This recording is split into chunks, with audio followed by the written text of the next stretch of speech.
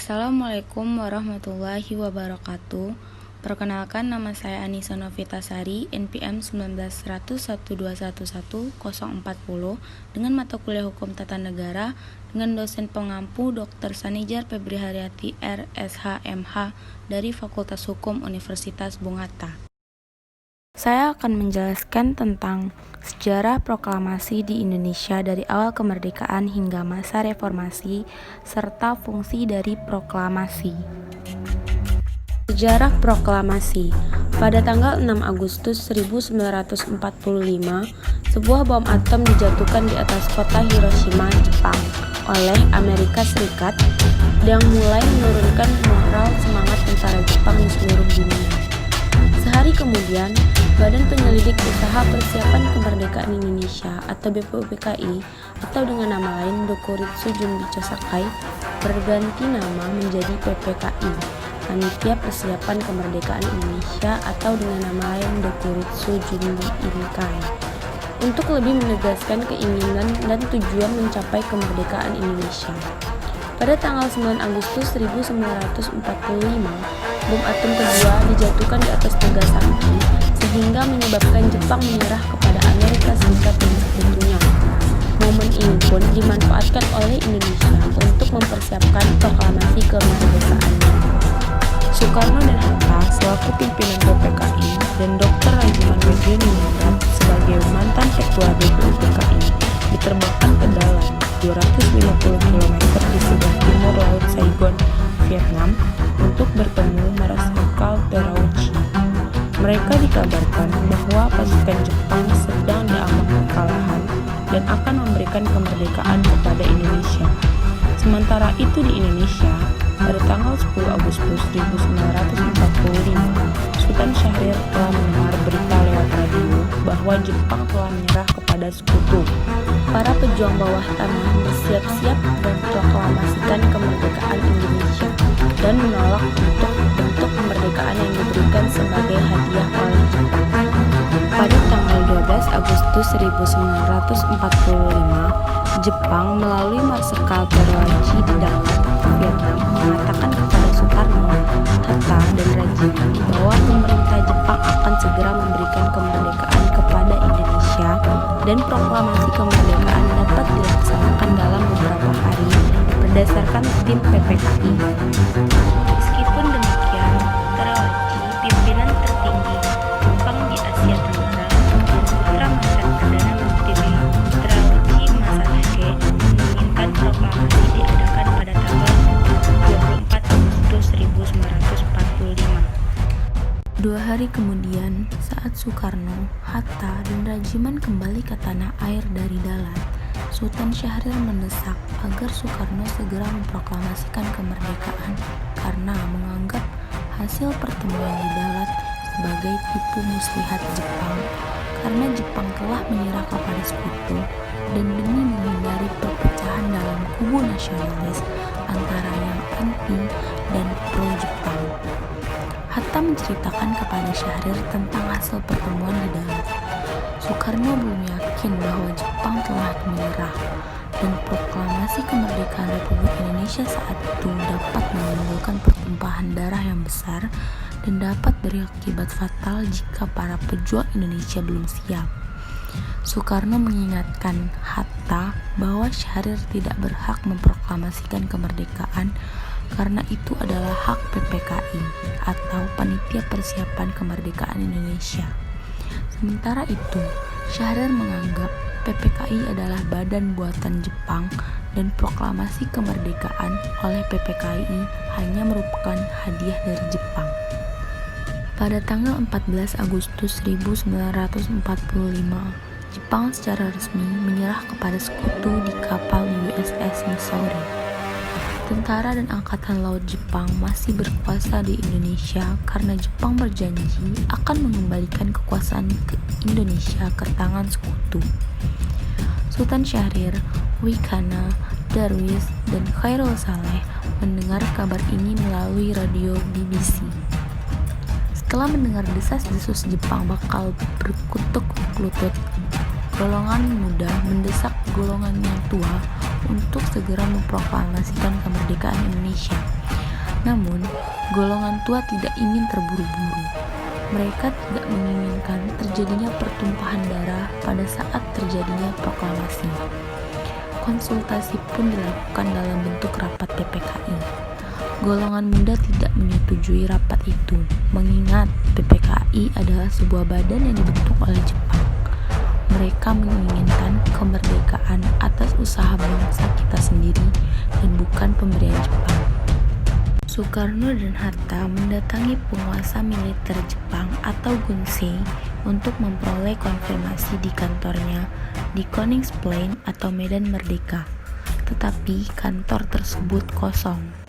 Soekarno dan Hatta bersama Soebardjo kemudian ke kantor Bukanfu Laksamana Muda Maeda di Jalan Medan Merdeka Utara atau Rumah Maeda di Jalan Imam Bonjol 1. Maeda menyambut kedatangan mereka dengan ucapan selamat atas keberhasilan mereka di Dalat. Sambil menjawab, ia belum menerima konfirmasi serta masih menunggu instruksi dari Tokyo. Sepulang dari rumah Maeda, Soekarno dan Hatta segera mempersiapkan pertemuan PPKI pada pukul 10 pagi tanggal 16 Agustus keesokan harinya di Jalan Pejambon nomor 2 guna membicarakan segala sesuatu yang berhubungan dengan persiapan proklamasi kemerdekaan Indonesia. Sehari kemudian, gejolak tekanan yang menghendaki pengambil alihan kekuasaan oleh Indonesia makin memuncak dilancarkan oleh para pemuda dari beberapa golongan. Rapat PPKI pada 16 Agustus pukul 10 pagi tidak dilaksanakan karena Soekarno dan Hatta tidak muncul pada sidang tersebut. Peristiwa Rengas Dengklok. Para pemuda pejuang, termasuk Khairul Saleh, Soekarni, dan Wikana, terbakar gelora kepahlawanannya setelah berdiskusi dengan Ibrahim Gelar Datuk Tan Malaka tergabung dalam gerakan bawah tanah kehilangan kesabaran. Pada dini hari 16 Agustus 1945, mereka bersama Sodanko Singgih, salah seorang anggota PETA dan pemuda lain, membawa Soekarno bersama Fatmawati dan Guntur yang baru berusia 9 bulan beserta Hatta ke Rengas Dengklok yang kemudian terkenal sebagai peristiwa Rengas Dengklok. Tujuannya adalah agar Soekarno dan Hatta tidak terpengaruh oleh Jepang. Di sini, mereka kembali meyakinkan Soekarno bahwa Jepang telah menyerah dan para pejuang telah siap untuk melawan Jepang apapun resikonya. Di Jakarta, golongan muda, Wikana, dan golongan tua yaitu Ahmad Soebardjo melakukan perundingan. Ahmad Soebardjo menyetujui untuk memproklamasikan kemerdekaan Indonesia di Jakarta. Maka diutuslah Yusuf Kunto untuk mengantar Ahmad Soebardjo ke Rengas Dengklok. Mereka menjemput Soekarno dan Hatta kembali ke Jakarta. Ahmad Soebardjo berhasil meyakinkan para pemuda untuk tidak terburu-buru memproklamasikan kemerdekaan. Setelah tiba di Jakarta, mereka pulang ke rumah masing-masing. Mengingat bahwa Hotel Des Indes atau sekarang Kompleks Pertokoan di Harmoni tidak dapat digunakan untuk pertemuan setelah pukul 10 malam, maka tawaran Laksamana Muda Maeda untuk menggunakan rumahnya atau sekarang sebagai gudang Muslim sebagai tek proklamasi sebagai tempat rapat PPKI yang diterima oleh Komintern Indonesia.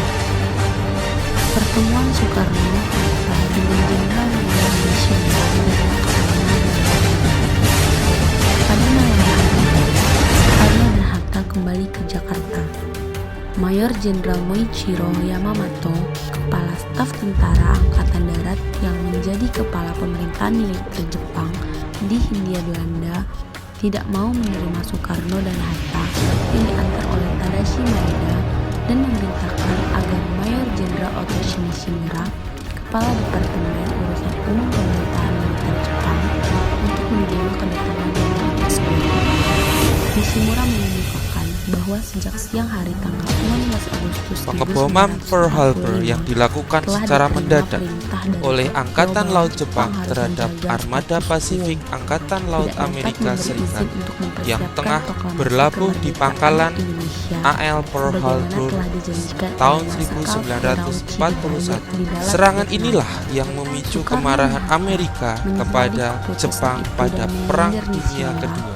Pada bulan Agustus 1945, Jepang menyatakan keinginannya untuk melawan hingga titik penghabisan. Akhirnya Soekarno-Hatta meminta agar Nishimura jangan menghalangi kerja PPKI. 3,5 abad tanah air Indonesia dijajah oleh Portugis, Belanda, dan Jepang. Maeda dengan diam-diam meninggalkan 3,5 abad yang syarat dengan penderitaan rakyat pribumi. Agar Maeda mematuhi perintah Tokyo. Kehadiran bala tentara Jepang disambut dengan sukacita karena Jepang dianggap sebagai saudara yang akan membebaskan bangsa-bangsa Asia dari belenggu penjajahan negara-negara barat.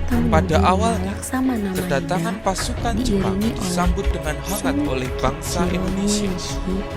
Namun, dalam kenyataannya, Jepang tidak jauh berbeda dengan negara imperialis lain. Jepang datang dengan tujuan untuk menanamkan kekuasaannya, Penyusunan teks proklamasi dilakukan oleh Soekarno, Muhammad Hatta, dan Ahmad Subarjo. Kekejaman di zaman penjajahan Jepang jauh lebih menyengsarakan rakyat Indonesia.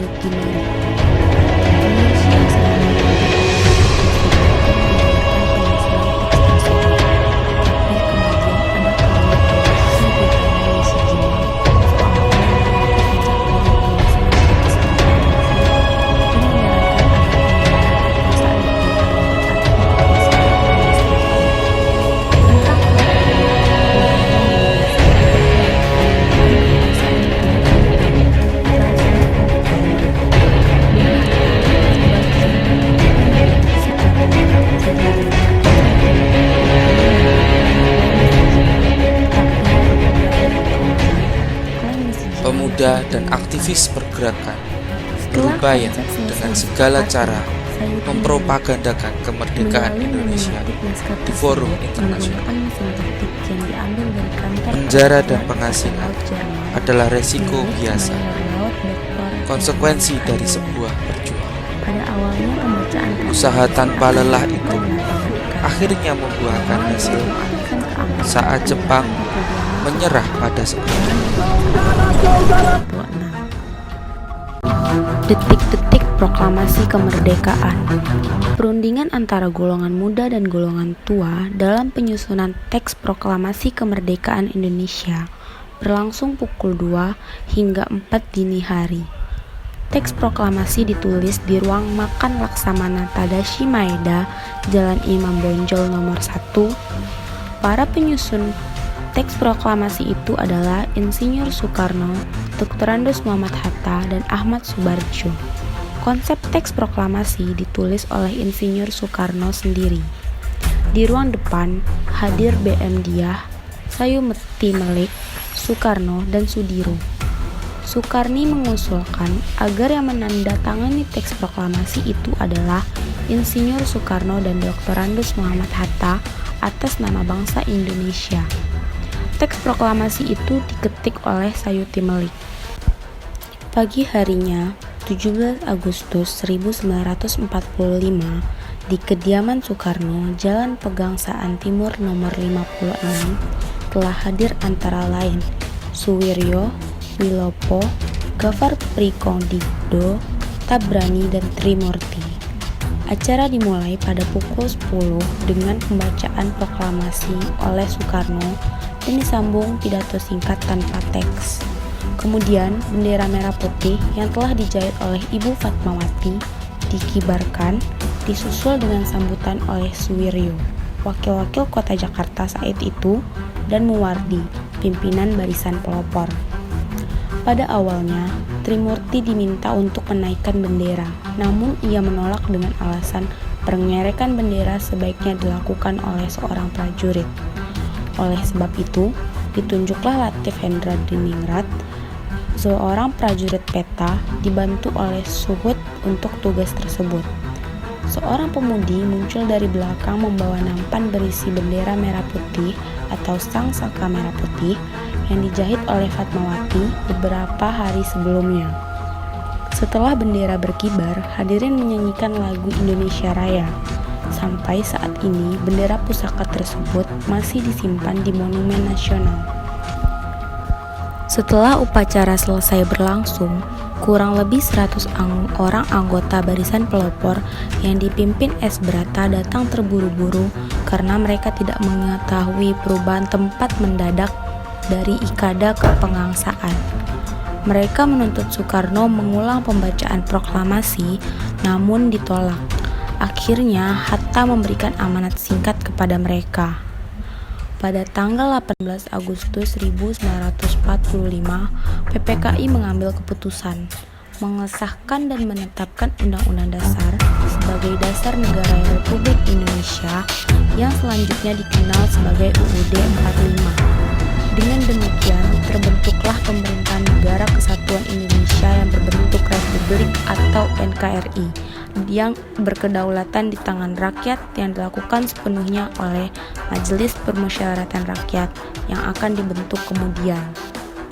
Setelah itu, Soekarno dan Muhammad Hatta terpilih atas usul dari Otto Iskandar Dinata dan persetujuan dari PPKI sebagai Presiden dan Wakil Presiden Republik Indonesia yang pertama.